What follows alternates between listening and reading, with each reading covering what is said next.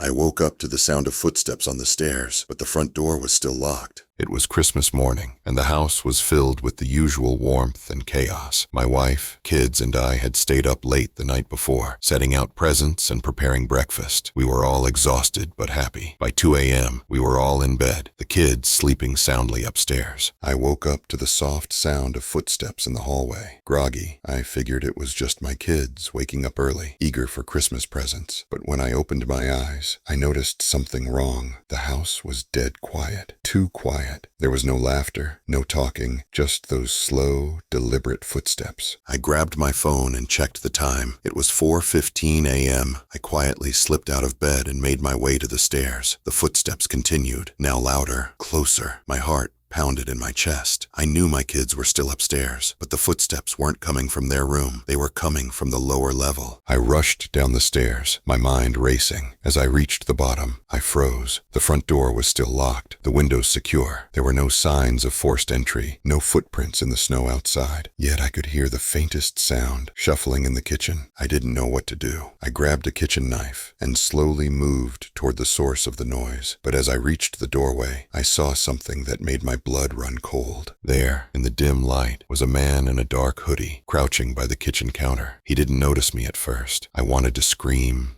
to run, but my body wouldn't move. He was rummaging through the drawers, pulling out knives, placing them on the counter with a cold, methodical precision. I was paralyzed with fear, and before I could make a sound, I heard the unmistakable creak of the floorboards upstairs. The man's head snapped toward the stairs, and for a split second, our eyes met. He grinned. He stood up, turned toward the back door, and vanished into the night without a word. I didn't sleep the rest of the night, watching over my family. The police came and checked everything. Nothing was stolen, no signs of entry. But the worst part, the knives the man had placed on the counter. They were all exactly where I had left them the night before, and the only thing missing from the kitchen drawer was one knife, my kitchen knife, the one I was holding when I found him.